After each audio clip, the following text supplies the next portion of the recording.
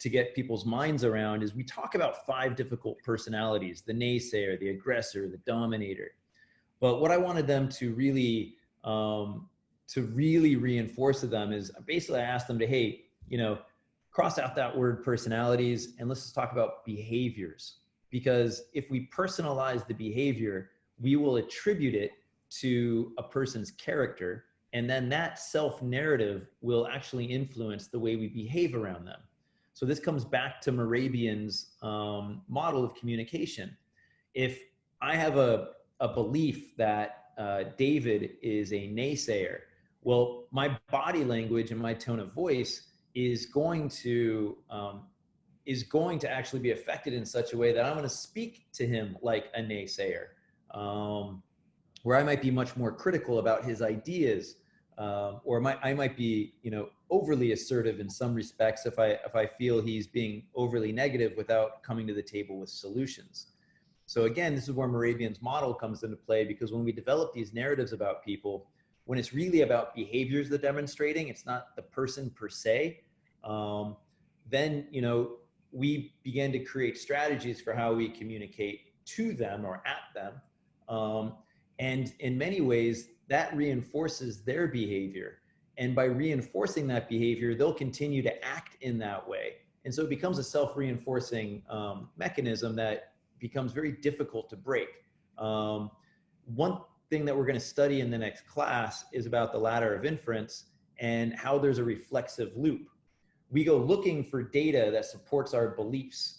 And by doing this, our beliefs then are supported by that data, and we go out looking for more data to support it. So if we end up having a belief about somebody that they're one of these 5 difficult personalities, then it's fair to say we're only going to be looking for data that supports that and not data that actually counters it. So when we're facilitating a meeting and we have to make judgments very quickly in terms of how to respond to somebody if they're being, if they're talking in such a way that is addressing an issue negatively, or they're, behaving inappropriately, they're taking up the whole conversation, such as a dominator, or taking us off task, such as an attention seeker, or are not participating, such as an avoider. In order to make sure our meetings are still effective, we need to assertively facilitate discussions that addresses the behavior that's being identified and helps people get on track. Because if we don't do it properly, or for whatever reason we ignore it in the meeting because we're not capacity built to deal with that behavior, it makes us feel uncomfortable. I assure you, other people in the meeting are noticing it. And if you're not addressing it, they won't address it, and they will feel that that behavior is being deemed acceptable. If that behavior contravenes with our norms or other people's beliefs about how meetings should be facilitated, well, it's fair to say in future meetings, they're not going to want to participate, or they're going to be very guarded in how they participate, and which now is undermining our ability to work interdependently, which is going to make your work much more difficult. So as a assertive facilitator, you need to be able to address the behaviors that are distracting or potentially could undermine the effectiveness of our meetings in such a way that it respects all the team members, even those that are demonstrating the behavior, reinforces the norms that we have, but helps to lead towards positive conflict, conflict in the form of really surfacing new ideas and different perspectives. Even if those perspectives run contrary to the assumptions that we have, it's still coming from a place of helping to develop our argument and the solutions for the problems that we're trying to identify. So in this particular case, as a facilitator, and what you'll find in Basecamp for the slides or the notes is for each different behavior, I identified here some different solutions people could use. I'm just going to run through these quickly because you do have access to these from the slides from Basecamp and that you can refer to. But the most important thing at this particular point that I want to draw your attention to is the fact that, hey, there are strategies that you can turn to. Every strategy is going to be situationally dependent. and it's going to be based on how well formed your team is, how well you can address an issue. If you try to address an issue outside of a meeting, but without reassuring the team that it is going to be addressed, they may not know that. It's quite common for team leaders to say, well, yeah, Erwin acted, aggressively in that meeting. Mental note, Mike, talk to Erwin afterwards. Well, whereas the rest of the team doesn't see you doing anything, they're creating this narrative that David is not going to address the issue. So for future meetings, what's the point of contributing? So being an effective facilitator is calling attention to what we're experiencing in that moment, but also being able to redirect what's going on into a more productive and positive discussion.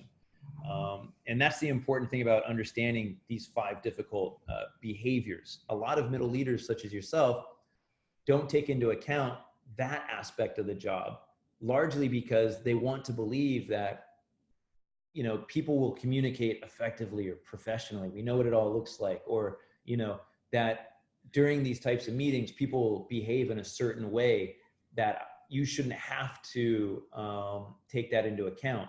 Whereas the reality is people are going to behave differently. They're going to communicate differently. And as they do, others are going to develop narratives about them. And if we don't control those narratives, then as the year goes on, it's going to be much more difficult for people to work interdependently. And that's kind of where you're at now in November. And the only thing I would leave for you at this particular point is, if you are beginning to see any sort of clashes or conflicts between team members and how they might actually be developing narratives of each other that are false narratives, or not testing the assumptions that they're making of each other, you need to help them work through that. And that's a big part of the storming stage, and that's what helps us get into the performing stage.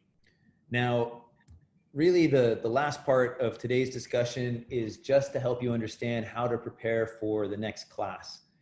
At the beginning of the next class, I'm going to ask you to report to each other, what are you doing to prepare the sandbox for your team to pursue its purpose? Now, preparing that sandbox and having a clean sandbox. So when you read chapter 5 from my book, understanding that sandbox from the perspective of the relationship between the team members, before they go into that sandbox, you want to really address all the obvious. If there are certain team members that can't work together, you can't put them in a sandbox together. If there are certain team members that are still struggling with the events that are going on around them here in Hong Kong, or the expectations for them as a teacher, if they have personal issues, if there's issues of concern with students that they're having a difficulty attending to, we can't expect them to be in the sandbox with us. The sandbox isn't intended for everybody to play in. It's only intended for those that are prepared to play.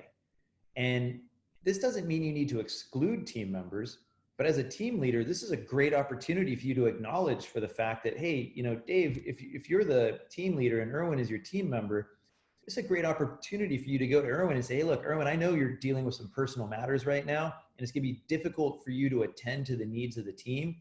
What I want you to do, and I leave it up to you, you can either come in to the sandbox with us and play, and this is what the sandbox looks like. It's a meeting once a week at lunchtime at this particular time, and you can come in and join and participate. But I don't want you going into that sandbox if you think there's going to be any conflicts, because I realize what's going on for you. What you can do is you can straddle the sandbox, because in the team meetings, we're still going to report what's going on. We're going to take 5 or 10 minutes every team meeting to report about what the team is doing. But we also realize those planning meetings for the team really need to be about all the events that are currently going on, just for us to touch base and catch up with each other and stay on task. So please know the sandbox is an additional set of meetings, and this is what we're doing in it. And anybody in it has to be 100% committed. That's what that conversation looks like with a team member that you're worried about. Or that's what that conversation looks like with somebody that you feel may not be bought into the team purpose. A couple examples why somebody might not be bought into the team purpose is reflect on the case in chapter 5 about Alexa, how she had this disparate number of team members ranging from, I think, 6th grade to the DP examinations, or, the DP level, where, some of them were clustered together and had classrooms close together, where others were just kind of thrown into her learning community because they had some type of relationship to it. Well, her sandbox effectively didn't need to include those people that had a tenuous connection to it, but at the same time needed to understand what was going on in there because that was the expectation of the school. So when I worked with Alexa, I was helping her to understand how to have those conversations with everybody so that they could still feel like they were going to benefit from it, but not necessarily have to work directly with it. So when you meet October 26th or 27th for the case of Irwin and YCIS, when we come together, you need to be prepared to present what your sandbox looks like, who's in it, and literally what have you planned for it? When are you going to be meeting and how are you going to be meeting? Are there any rules that are going to be specific to your sandbox? Are there people outside of your team that you want to bring into that sandbox?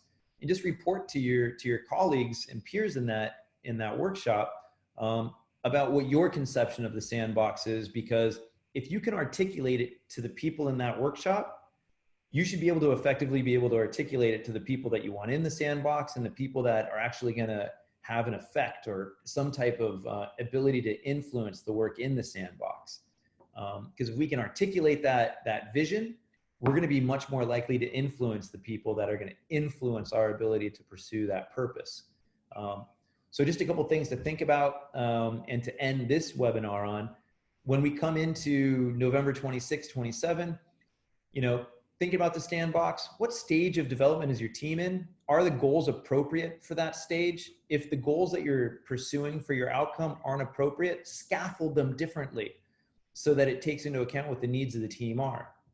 What is the prevailing attitude of the team? How well does this team work together? How disparate are the behaviors that they demonstrate? And do they have the awareness that you do of how people affect each other based on the behaviors they demonstrate, which are largely reflective of the strategies that they've adopted to be successful in the way they perceive the environment?